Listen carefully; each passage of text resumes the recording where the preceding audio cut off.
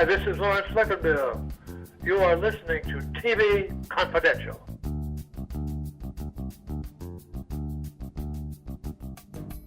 Columbo Explains the 70s, available wherever books are sold through Bonaventure Press, bonaventurepress.com, as well as Amazon.com. Glenn Stewart is on the line with us. Columbo Explains the 70s blends Glenn's interest in the 45 episodes of the original Columbo with his extensive background in education and the social sciences, while also showing us the many ways in which the NBC Columbo reflects the cultural landscape of the 1970s, and why you cannot say the same thing about the ABC Columbo in the 1990s. Columbo Explains the 70s, available through our friends at Bonaventure Press. Now, one of my favorite sections of the book is where there are a couple of significant ways in which Columbo in the 1990s was not a reflection of the culture of the 90s. Please elaborate on that.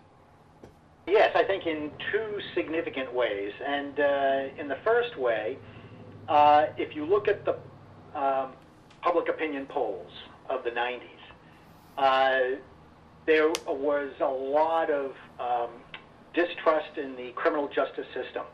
People liked what the police were doing in the 90s. They were in favor of police work, but they were not happy with the criminal justice system because it, in their opinion, was not tough enough.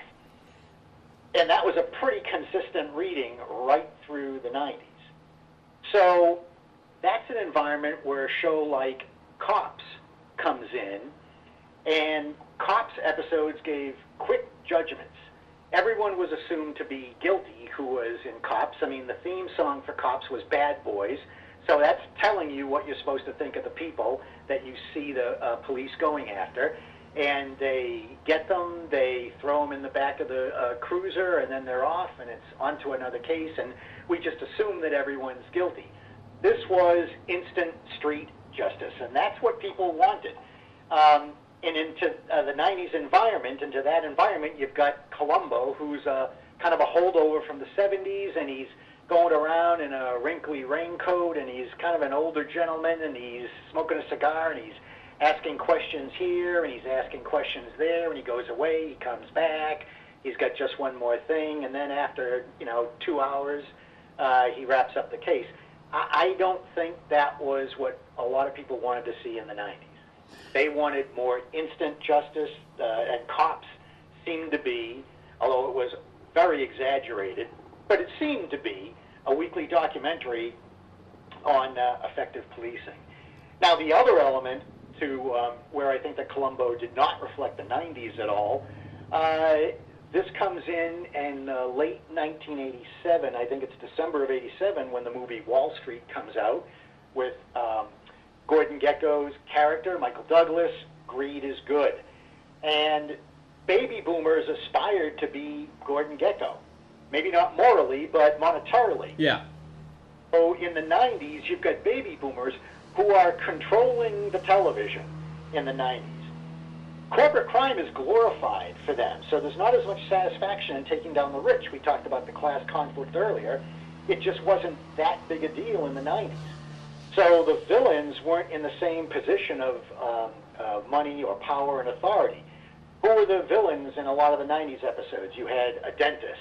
You had college kids, you had a sex therapist, you had an artist, you had a nightclub owner.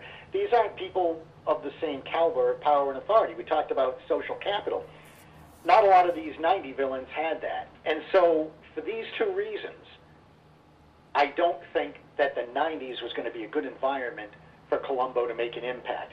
Now, if Columbo had been a better production in the 90s, if it had been a better show with better writing and better acting, then maybe it could have made a little bit more impact. But even then, I really think that if 90s Columbo was operating on all cylinders, I still think it would have had a tough time making a dent in the 90s, because I think it was much more a product of the 70s, which is kind of going to the whole point of the book.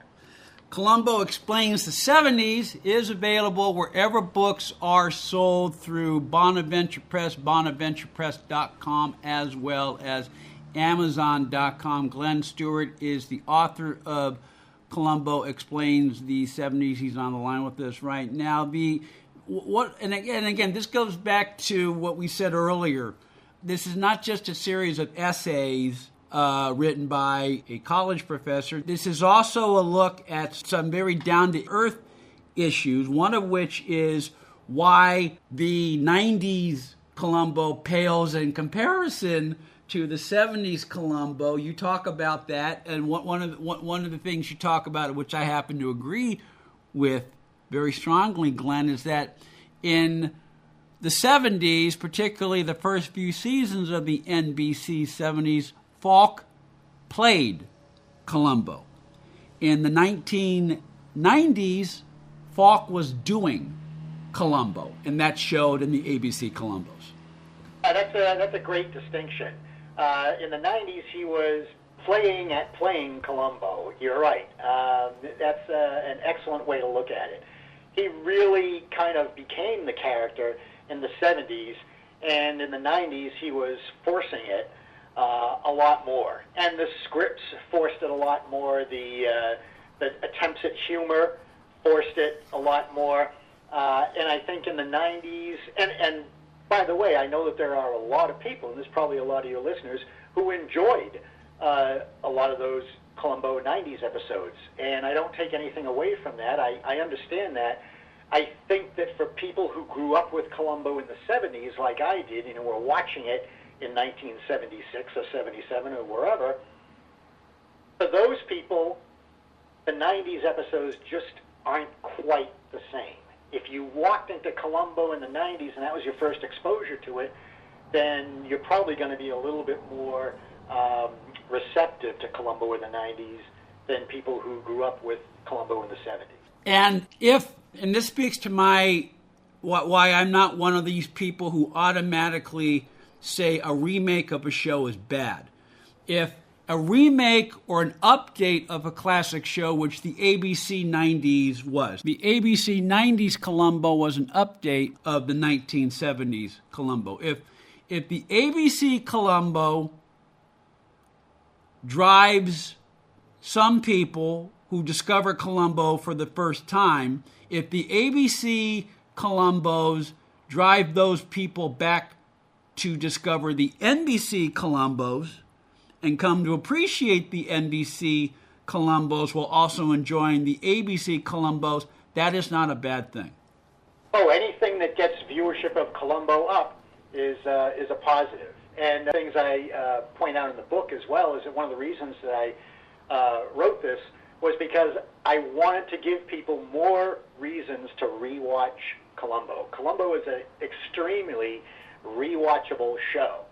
And a lot of it is because there's so many different elements. It's not just the Columbo character or the scripting, but there's also the guest stars, there's the sets, there's the music, there's the fashions, there's all sorts of elements that I call the connective tissue of Columbo. So that even if you're watching an episode that's not a particularly strong episode in plotting or a killer, I'll throw out Old-Fashioned Murder or Short Fuse as examples of those kind of episodes that aren't really all that good, but you can rewatch them every now and again because they're so well produced. Columbo, if you look at Columbo compared to other television shows of the 70s, it's not even close as far as the production elements and making it look and feel like a real movie. And the only difference is you're watching it at home and you're not watching it in a theater. And even an episode such as Short Fuse, which when you compare it to the other 43, 44 shows of the 1970s, the pop, the gotcha, or what William Lane called the pop, may not be as strong as some of the other pops of the original series, but there are still moments, as you just said, there are still moments in those shows that are worth watching, including the interplay, between, I don't remember the name of the actor who played the chauffeur in that episode, but that character had moments that contributed significantly to Columbo's investigation and ultimately unraveling of that case. Always different elements that you'll find in rewatching later on that you missed the first time. And so if people are rewatching Columbo episodes and they realize, oh, that sounds like something that you would have said in the 70s. Gee, I wonder why that is. What was going on that was a kind of a salient comment back then? And I like to think that my book can help kind of point these things out and make the rewatching even a little bit more enjoyable than it already is. Columbo Explains the 70s, available wherever books are sold through Bonaventure Press, bonaventurepress.com, as well as Amazon.com. Stay with us, folks. We'll be right back. This portion of TV Confidential is brought to us by our friends at Front Porch Realty, the community of realtors in the Northern Bay area of California that is committed to finding the solution that is best for their clients. Whether you're a first-time home buyer or looking to sell or lease your property in Northern California, call Karen Strain at 415-886-7411 or visit frontporchrealtygroup.com for more information on how they can help you. Ed Robertson thanking you for listening to the TV Confidential podcast. If you like what you hear, please hit the subscribe button so that you won't miss our next episode. Hi, this is James Sutorius, and you're listening to TV Confidential. That's Italian. Yeah, exactly. Exactly. There you go. One other thing, and this to me explains one of the problems with the 90s Columbos, is William Link, he said this to me, he said this to others as well. Columbo was originally designed as a 90-minute show. And more often than not, the ones that work best are the ones that are 90 minutes in length. You have 20 minutes where you see the setup of the murderer, you establish the character of the murderer, and then 15, 20 minutes into the show, Falk makes his first entrance, and then it's off to the races, the matching of which between, Columbo and his adversary that week, how's he going to upend him or her? And more often than not, the best shows are the ones that stick to that tightly constructed 90-minute format. When you got into the 2-hour supersized Columbos, every now and then you get a story that sustained the length of a 2-hour time slot, but more often than not, there was a lot of self-indulgent padding and attempts at humor, some of which worked, some of which did not work, and they're there simply because you had to come up with another 25 minutes of material. That, to me, is one of the biggest problems with the ABC Columbos. Yeah, I think that spotlights one of the big differences between the 70s and the 90s. Not just that there were a lot of 90-minute 70s episodes, but there were 2-hour 70s episodes as well. But the padding on those episodes wasn't, I don't think, as egregious as it was in the 90s. And I think part of it's because of the way that the production of the 70s and 90s differed in how they looked at humor. Because you mentioned it. If you're going to be padding episodes, a lot of times you kind of went that humorous route. And there's nothing wrong with that, but it really depends on how you do it. So in the 70s, you had a humorous scene that was a little bit padding, and that was in the soup kitchen scene. Yes. that was a very funny scene, not because of anything that Columbo did himself. It was the reactions of everyone else around Columbo, which made that a funny scene. So that was a humorous scene that landed really well, and you had a number of other 70s scenes that did that. But now you compare that to the 90s, and the scenes were, I guess I would say they just weren't very intelligent. They weren't very strong humor. It was kind of lowest common denominator humor. That my best example would be from Caution, Murder May Be Hazardous to Your Health, where near the end of the episode, Columbo and the Wade Anders character played by George Hamilton, are in kind of the bumper cars, and they keep hitting each other with their cars in the parking lot of Wade Anders, and there's a lot of silly music, and there's grimacing facial expressions, and you hear, bumpers falling off sound effects, and, the Peugeot backfire, which we hear a lot of in the 90s. And it just was overdone and kind of embarrassing, frankly. It just wasn't very funny. And that's a lot of the padding of the 90s episodes, which takes away from the potential to have a tightly plotted 90s episode. And if you had some tightly plotted episodes, I think it would have improved those shows immeasurably. Columbo Explains the 70s, available wherever books are sold, hardcover, paperback, and as an e-back, wherever books are sold through Bonaventure Press, bonaventurepress.com, as well as Amazon.com. Glenn Stewart, the author of Columbo Explains the 70s, on the line with us. Okay, now we've touched on many of the issues you explore in the book. We've touched on the difference between the 70s Columbo and the 90s Columbo. This leads us to one of my favorite chapters and one of the most interesting chapters in your book, which is Patrick McGowan's relationship with Columbo. Now, McGowan, as fans of Columbo know, he appeared in arguably two of the best episodes of the 70s show, including the one for which he won his Emmy Award in 75. He also appeared in what I believe is the best. There are two episodes of the ABC Columbo that I would put on the same par as the NBC Columbos, Glenn.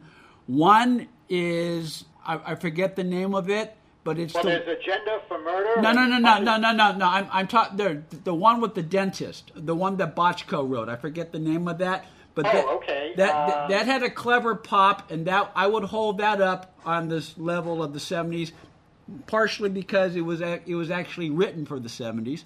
But okay, so there's that one, and then there's McGowan's first appearance in the 90s Columbo, which is Agenda for Murder, which you just mentioned.